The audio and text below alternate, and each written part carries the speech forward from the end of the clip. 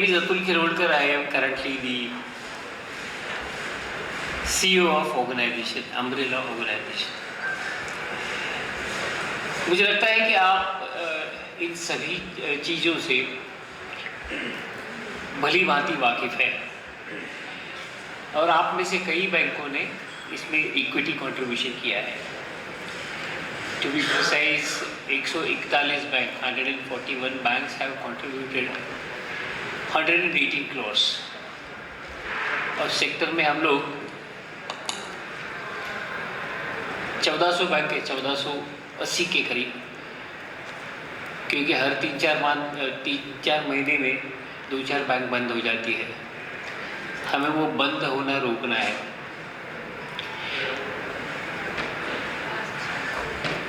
इसमें ऐसा कहा जाता था कि ये सब छोटी बैंकों के लिए है. ऐसा नहीं है. जो प्रोडक्ट्स आपने देखे वो बड़े बैंकों के लिए भी है, जिसमें आर्बिट्राज और हेजिंग ऑपरेशन से बड़ी बैंकों का भी बहुत फ़ायदा होगा. इस स्लाइड में जो बताया गया है उसमें आपको ऐसा लग सकता है, यू मे फील दैट ये जो बाहर जितने भी टेक्नोलॉजी वेंडर्स बैठे हैं वो दुखी हो जाएंगे, क्योंकि उन्हीं की जो सेवाएं हैं जैसे साइबर सिक्योरिटी है, टेक्नोलॉजी प्लेटफॉर्म है, वगैरह वगैरह, सब अम्ब्रेला आपको चीप और बेस्ट मेथड से देने वाली है. तो ये अम्ब्रेला के इतिहास में मैं ज़्यादा नहीं जाऊंगा क्योंकि मेरे पास समय बहुत कम है. हम इस वक्त कहाँ हैं और हमें और क्या करना चाहिए, इसके बारे में मैं एक 5-7 मिनट बात करूंगा और फिर रुक जाऊंगा. बैंकों में उत्साह बहुत अच्छा है. जो 118 करोड़ इकट्ठा हुए हैं वो आंकड़ा हमें 300 करोड़ तक लेके जाना है. हालांकि उसमें government of India through NCDC हमें ऑलरेडी 20 करोड़ रुपया दे चुकी हैं. कुछ बड़े बड़े बैंकों ने बड़ी अमाउंट्स भी दी है, लेकिन ये हमारे लिए, ये संगठन हमारे लिए है. और ये संगठन हमारे लिए क्या करने वाला है, तो सबसे बड़ी इम्पोर्टेंट चीज़ मैं आपको बताता हूँ जिसको आपको सोचना चाहिए कि ये बेनिफिट किस तरह से मिले.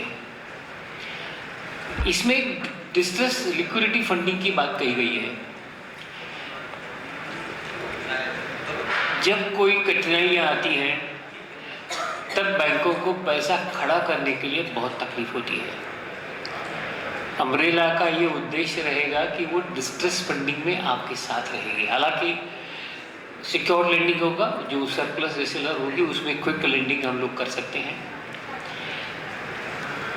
Asset refinancing, liquidity support, asset liability mismatches. इसमें और एक चीज़ नहीं आई है इस वीडियो में, वो ये है कि कंसल्टेंसी एंड एडवाइजरी सर्विसेज. तो ये सारी चीज़ें हम लोग कर रहे हैं. इस वक्त 7 फरवरी को अम्ब्रेला ऑर्गेनाइजेशन को सर्टिफिकेट ऑफ रजिस्ट्रेशन मिल गया है और 2 मार्च में कंपनी का उद्घाटन हुआ था. उसमें अमित शाह जी आए थे. उनके भाषण के कुछ अंश इस स्लाइड में भी आपको दिखाए गए हैं. हम चाहते हैं कि 11 राज्यों में नागरिक सहकारी बैंक जहाँ जहाँ पे है वो ग्रो करें, और वो ग्रो इस तरह से करें कि हमारा जो उद्देश्य है अगले 5 साल में हम 2 गुना होना चाहते हैं. हम 3% का कंट्रीब्यूशन 6% करना चाहते हैं. तो उसके लिए जो सपोर्ट लगने वाला है वो हम देंगे. मैं सिर्फ टेक्नोलॉजी सपोर्ट के बारे में अभी कहूँगा. बाकी के प्रोडक्ट्स जैसे ही हम लोग NBFC फाइनेंशियल कंपनी हो जाएंगे, बाकी के प्रोडक्ट्स चालू हो जाएंगे अपने. आपसे क्या सहायता चाहिए वो भी मैं कहने वाला हूँ. सबसे इम्पोर्टेंट चीज़ जो पिछली प्राइवेट ट्रांच में, प्राइवेट प्लेसमेंट की ट्रांच में हमें दिखाई दी वो ये है कि हमारे कई बैंकों की डीमैट अकाउंट ही नहीं है. तो मुझे याद है महाराष्ट्र से कम 15 बैंक ऐसी है कि जो इक्विटी में कंट्रीब्यूट करना चाहते थे, कर नहीं सके. उसकी वजह क्या थी? वो डीमैट नहीं थे, उनके पास डीमैट अकाउंट नहीं थे. बात समझिएगा, umbrella organisation is not a cooperative bank. It's an NBFC, non-deposit taking NBFC for the purpose of cooperative banks. तो कई सवाल ऐसे पूछे जाते हैं कि भैया आप कंपनी क्यों बनाया है? उसकी वजह ये है कि आप अगर बैंकिंग रेगुलेशन एक्ट को देखोगे तो आपको ध्यान में आएगा कोई एक कोऑपरेटिव बैंक दूसरी कोऑपरेटिव बैंक के इक्विटी में पैसा नहीं डाल सकती. You can not contribute.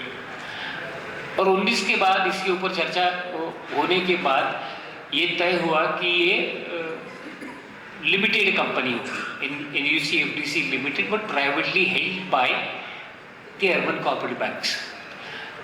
Reserve bank ये चाहती है कि कंपनी का होल्ड सेक्टर के पास रहे. अभी हमारे पास सेक्टर से 2 ही डायरेक्टर है, एक ज्योतिंद्र भाई मेहता और दूसरे HK पाटिल साहब, और कुछ डायरेक्टर्स अपने सेक्टर से अम्ब्रेला के बोर्ड में आएंगे, क्योंकि इंटरेस्ट हम लोग अर्बन कोऑपरेटिव बैंकिंग सेक्टर का प्रोटेक्ट करना चाहते हैं. और इसका स्कोप बहुत बड़ा है, हम सोच नहीं सकते इतना स्कोप इसका बड़ा है. हम लोग कॉर्पोरेट ऑफिस बम्बई में ढूंढ रहे हैं. कॉर्पोरेट ऑफिस बम्बई में होगा जो मेन बिजनेस सेंटर है देश का.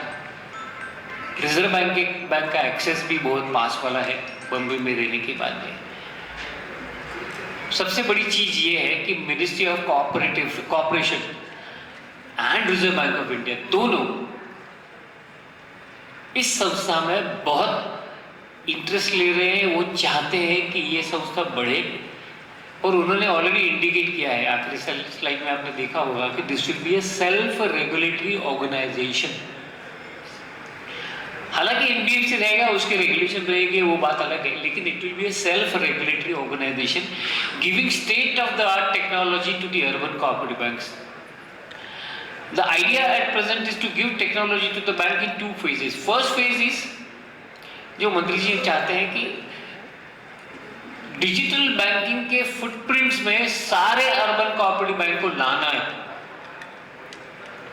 ये विद इन 1 ईयर हम लोग करना चाहते हैं, जिसको हम कहते हैं कि internet banking, mobile banking, UPI से लेकर के जितने भी प्रोडक्ट्स हैं वो अपने खुद के खुद हो. मिनिस्ट्री तो ये भी कह रही थी कि हमारा अर्बन कोऑपरेटिव बैंकों का अपना खुद का क्लियरिंग हाउस होना चाहिए.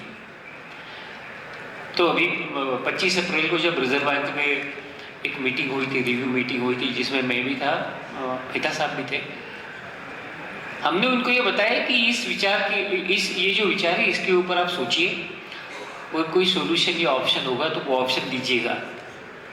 अर्बन कोऑपरेटिव बैंकों का अलग से पेमेंट गेटवे, हम लोग कुछ टेक्निकल कंपनियों से टाइप करना चाहते हैं, जिसमें एक कंपनी ऐसी है कि अर्बन कोऑपरेटिव बैंक को किसी भी इंश्योरेंस कंपनी का, लाइफ इंश्योरेंस कंपनी का या नॉन लाइफ इंश्योरेंस कंपनी का प्रोडक्ट वो कस्टमर को बेच सकते हैं, उनका कमीशन इंटैक्ट रखने के बाद. नॉर्मली अभी क्या रिस्ट्रिक्शन है कि आप 3 इंश्योरेंस कंपनियों के साथ टाइप करते हो, लाइफ हो या नॉन लाइफ. अभी ये पूरा कैनवास हम लोग ओपन करने के लिए सोच रहे हैं.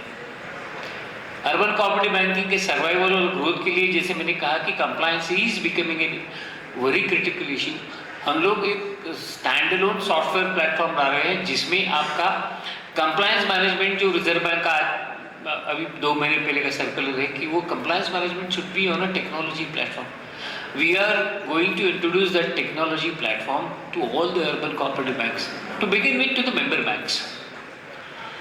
हम लोग पिछली बार की तरह इस बार भी प्राइवेट प्लेसमेंट के लिए लेटर ऑफ इंटेंशन या रेजोल्यूशन ऑफ इंटेंशन आपसे मांगने वाले हैं, लेकिन ये मांगने के पहले मेरा ये आवेदन रहेगा आप सभी लोगों से, it will be my humble request that your bank must have a demat account because we are a corporate body, and being a corporate body, जब आप प्राइवेट प्लेसमेंट में एप्लीकेशन करते हो, पैसा भेजते हो, तो उसका शेयर अलॉटमेंट जो है वो डीमैट फॉर्म में होता है, और वो NSDL के थ्रू होता है. इसमें हमारा कोई रोल नहीं होता है, because we are a company form of organisation. NUCFDC ये जो संस्था है ये आपकी है, आपने बनाई हुई है, आपके भले के लिए बनाई हुई है. आप जो चाहते हो, जो सर्विसेज आपको लगता है कि अम्ब्रेला ने देना चाहिए, बताइएगा, हम उसको डिज़ाइन या डेवलप करने की कोशिश करेंगे। एनडीसी एफडीसी के बोर्ड में प्रोफेशनल लोग हैं। रिजर्व बैंक के डिप्टी गवर्नर डॉक्टर बर्मन साहब है, HK पाटिल जो मिनिस्टर है कर्नाटक गवर्नमेंट में वो हैं, ज्योतिर्मय भाई मेहता है, और एडवाइजर्स हैं हमारे VS दास, जिनकी ये संकल्पना थी 2006-07 की, umbrella organisation for urban cooperative banks based on the global standards. लगभग 17 देशों में अम्ब्रेला ऑर्गेनाइजेशन कोऑपरेटिव बैंक्स के लिए है, और गवर्नमेंट तो ये चाहती है कि हर जिले में एक कोऑपरेटिव बैंक हो, क्योंकि उनका कहना ऐसा है कि cooperative is the best form of business model involving people, for the people, by the people kind of model. हम कहाँ अटके पड़े हुए, हम ग्रोथ नहीं कर पा रहे। लोकल स्ट्रैटेजीज आपको नेशनल स्ट्रैटेजिक्स के साथ मर्ज करके आपको ग्रोथ भी करनी है। अमित शाह जी ने जब 2 मार्च को भाषण किया तो उन्होंने कहा कि मैं ये चाहता हूँ कि अर्बन कोऑपरेटिव बैंक्स 5 साल में 100% ग्रोथ रेट लाए। इसका मतलब ये कि हर साल में 20% ग्रोथ रेट। आप अपने बैंक का ग्रोथ रेट देख लो और सोचो क्या करना है, किस तरह से करना है। लाइसेंसिंग ओपन हो गया है, ब्रांच लाइसेंसिंग की बात तो रिजर्व बैंक ने बंद कर दी, बैंक लाइसेंसिंग की बात भी अब धीरे धीरे होने लगी है। उसके बारे में शायद ज्योतिर्मय भाई आपसे कुछ कहेंगे। हमारा मकसद ये है कि आपकी भलाई, आपकी प्रगति, आपकी हेल्थ अच्छी रहे, आपकी capacity building. 28,000 directors in the industry, that is urban cooperative banking industries, would be given the capacity building programs wherein they would be trained in different kind of skills, and for which the Reserve Bank of India has agreed to extend all its facilities, like ये पुणे में cab है या फिर NIBA में, इनकी facilities हम सबको मिलने वाली है, जहाँ पे हम लोग हमारे स्किल सेट बढ़ाएंगे और टैक्टिकल प्लानिंग ये सब हम लोग करने वाले हैं। तो मेरी ये रिक्वेस्ट है कि second tranche of private placement जो आने वाला है, जो 200 करोड़ के आसपास का होगा, उसमें आपका इक्विटी कंट्रीब्यूशन अगर आ गया है तो बात अलग है, आ गया है तो और अगर ज्यादा दे सकते कोई वो भी बात अलग है। आपको पता ही है रिजर्व बैंक ने ऑलरेडी 10% नॉन सेलर का एग्जम्पशन दे चुका है, वैल्यूएशन का एग्जम्पशन दे चुका है। यानी आपको फाइनेंशियल डिफिकल्टीज वहां पे कोई भी आने वाली नहीं है। ये संस्था हमारे लिए है, हम अर्बन कोऑपरेटिव बैंकों के लिए है, और हमारी संस्था को बढ़ाना हमारा काम है। बस इतना ही कह के मैं रुकता हूँ। धन्यवाद।